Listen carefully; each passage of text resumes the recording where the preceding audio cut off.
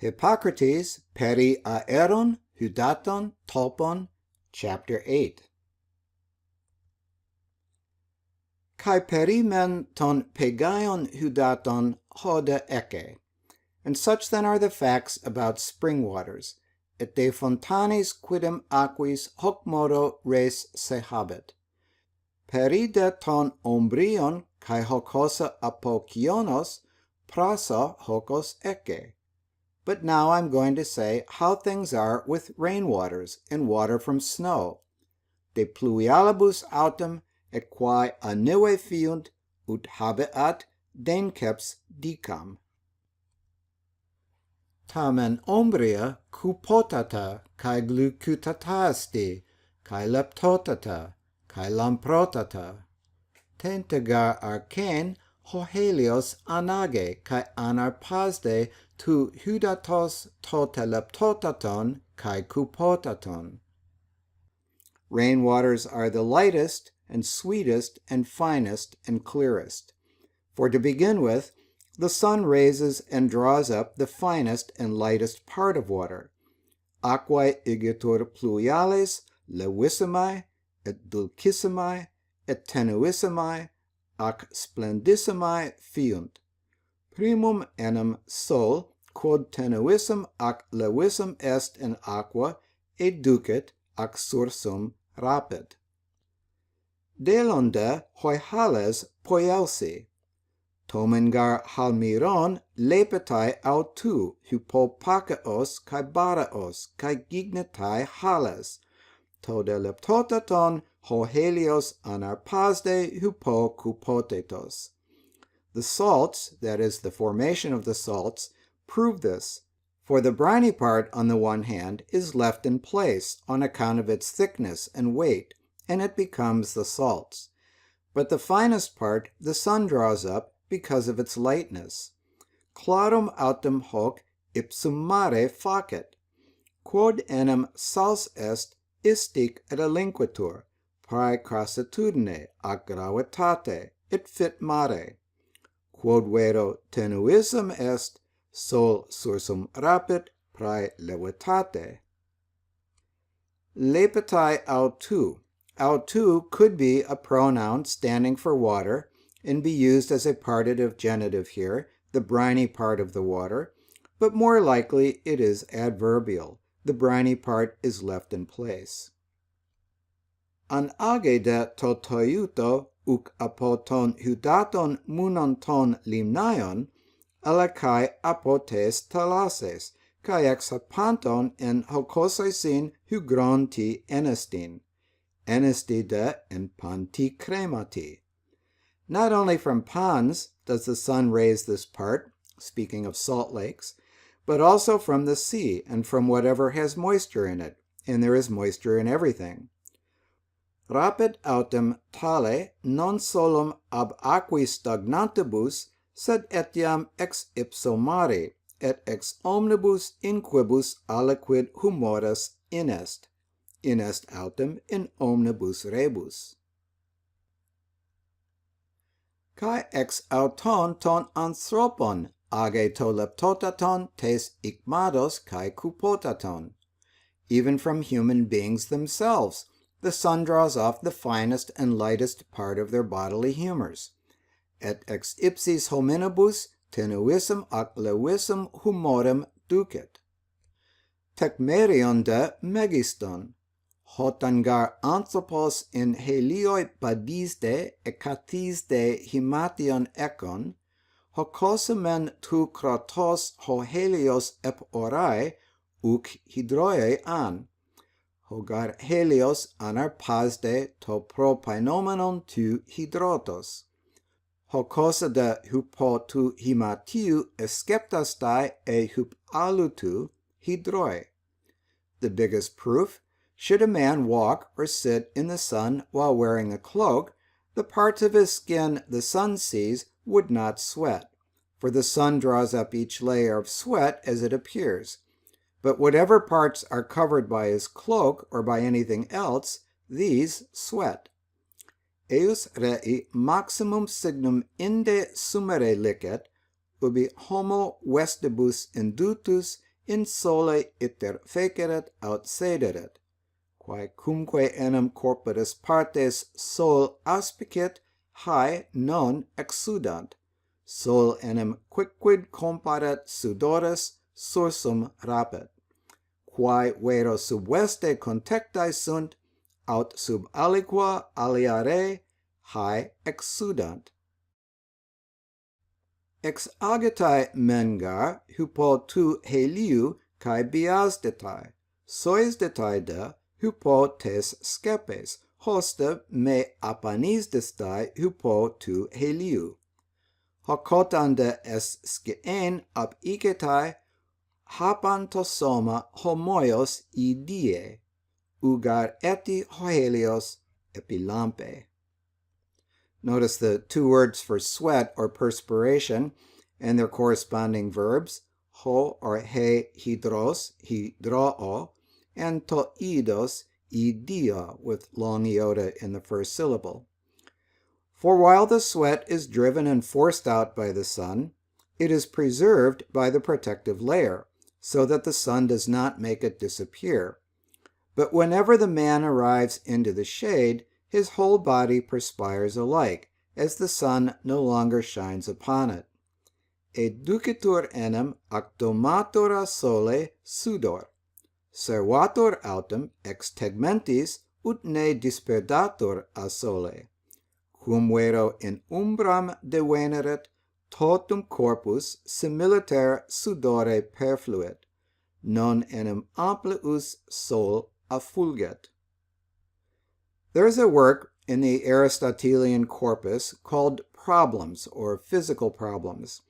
Whether Aristotle himself wrote it or not is disputed.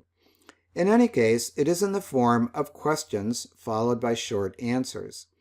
In Book 2 of Problems, there are quite a few questions about human sweat, including number 9, dia ti tu heliu malon thermainontos tus gymnus et tus amp ecomenus, hydrusi malon hoi amp ecomenoi. Poteron hoti tus porus sumuen poe ec caion ho helios, et dioti tas atmidas xeraine, amp ecomenois detauta heton sumbaine. Why, though the sun heats the naked more than the dressed, do the dressed sweat more? Is it because the sun, by its scorching, causes the passages of the skin to close? Or is it because it dries the vapors, and these occur less in those who are dressed? AWP may actually be a source for this passage in Aristotle. Dia tautade kai sepetai ton hudaton takista panton kai od men isque poneren to ombrion, hoti apopleston xun ectai kai xumemictai, hosta sepestai takista. For this reason, too, rainwater grows foul quicker than any other, and has a bad smell, in that being collected and mixed from very many sources, it grows foul very quickly. Qua propter etiam ex omnibus aquis hae cetissime putrescunt, et odorem malum pluvialis aqua habet, eo quod ex plurimis congregat est ac permixta, ut cetissime putrescat. The dia tauta beginning this sentence refers not to the immediately preceding excursus on human sweat, but to the idea expressed before that rainwater comes from the evaporation of water from multiple sources, not just ponds, but from the sea and from anything with moisture. Notice the ring structure in this sentence. The author has established that the source of rainwater is the sun's evaporation of moisture from the earth. This is proven by the briny residue in bodies of salt water and by the fact that moisture from humans, i.e. sweat, is forced out of the body by the sun on the one hand, but not drawn up when the skin is covered with clothing. The concept of evaporation, by the way, is not new to you students of Comenius. The AWP author now proceeds to explain what happens to the vapor in the atmosphere. eti de pros tutoisin, epedan harpaste kai meteoriste periperomenon kai katamemigmenon eston eera, tomen toleron autu kai nuktoedes ek kninetai kai existetai kai ginetai kai omikle, tode lamprotaton kai kupotaton autu lepetai kai glucainatai hupo tu heliu kai omenonte kai hepsomenon, gignetai de kai tala panta ta hepsomena ae glucea. Furthermore, when the water has been carried off and aloft, being swirled around and mixed with the atmosphere, the turbid dark part of it separates itself and stands apart and becomes mist and fog, while the clearest and lightest part is left in place and is sweetened by the sun, being heated and boiled by it, just as all other things always become sweeter through cooking. Ad haec vero, ubi raptest et in sublime elevata, dum circumfertur et ad aerem permiscetur, quod turbid est in ips ac noctem refert, id excernitur ac decadet, et fit aer et nebula. Quod vero tenuissum ac levissum in ipsa, hoc relinquitur ac dulcescit, dum a sole uritur ac coquitur, fiunt autem et alia omnia quae cocuntur semper dulcia. And again is autu a partitive genitive pronoun with lamprotaton kai kupotaton, or adverbial with lepetai. Joanna leans towards the adverbial, citing not only sentence 3 a bit earlier, but also other passages in the Hippocratic corpus. That is why we have translated it as the clearest and lightest part is left in place. And again, you are familiar with the process of cloud formation, nepea or nepelae, nubes, and fog formation, omikle, nebula, from your study of Janua peri ton meteoron de meteoris.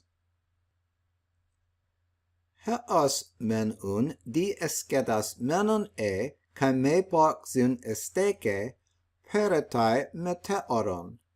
Hocotan decu atreste kai xustrape esto auto hypo anemon aleloisin enantiotenton ex aipnes, tota kata regnutai he antuke pleston xustrapen. Now, as long as it is scattered and uncondensed, and the subject here is to lamprotaton kai kupotaton, the part of the water or vapor that is the clearest and lightest, it is carried about in the upper air.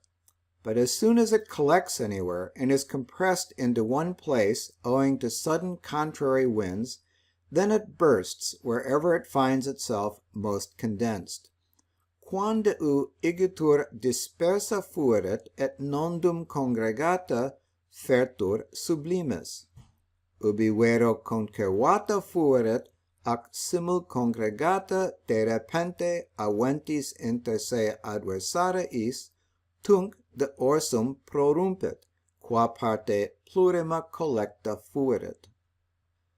Totegar ecos tuto malon gignestai, hocotan ta nepea hypo anemuk xustasin econta, hormemena eonta cae coreonta ex aipnes anticopse pneuma enantion cae hetera nepea. For the moment when this is most likely to happen is when the clouds that have taken on some consistency due to the action of a wind see their momentum and progression suddenly halted when they collide with a contrary wind and other clouds. Tunc enim hoc magis fieri vere simile est, cum nebulas a vento stabilitatem non habente concitatas, ac procedentes de repente ventus contrarius ac alae nebulae releaserent.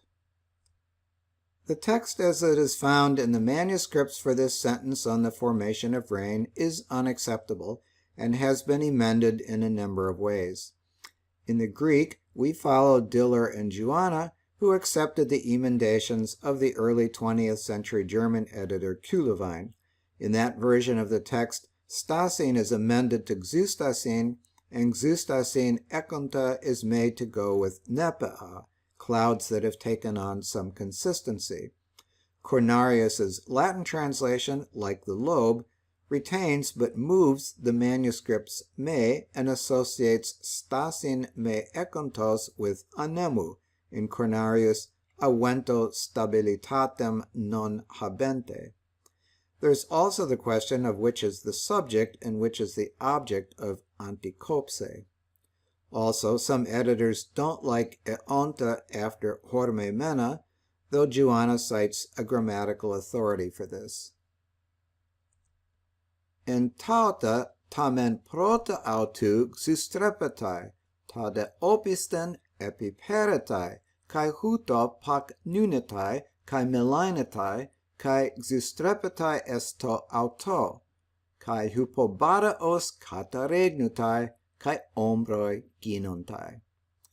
At that moment, the first clouds are compressed in place, while the clouds in the rear are thrown upon the first, and in this way thicken, turn black, and are compressed into one place. And because of its weight, the water bursts and rains are produced. Atque tunc quidem prim ipsius pas congregatur, quae vero a posteriore parte sunt insuper accedunt, et sic crassescunt et nigrescunt, ac simul congregantur, et praegravitate de orsum prorumpunt, et pluviae fiunt. It is worth reviewing step by step the author's historically important explanation of how rainwater is formed, which we're going to do in an appendix to Chapter 8, where we compare the physical theories of some contemporary pre-Socratics. The importance of this explanation in AWP is that it accounts for rainwater's superior health-related properties. Tauta menestin arista katatoe kos, detaide ap epsistai kai apo sepestai, ed me od men isque poneren, kai brancoi kai beces kai baruponie toisi pinusi pros istatai. Now these waters are the best as is natural, although they need to be boiled and purified if they are not to have a bad smell and give sore throat, coughs, and hoarseness to those who drink them. Atque hae quidem aquae optimae sunt secundum hanc rationem, verum opus habent ut decoquantur ac excolentur, sin minus odorem pravum habent, et raucedenes et vocus gravitatem bibentibus inde accedere par est. By the way, in case you were confused by the verb excolentur in decoquantur ac excolentur, it's not excolo, excolere to cultivate, but the post-classical excolo, excolare to strain out, for example, excolare acetum to strain out the vinegar. Proceed to the next video and the completion of Chapter 8.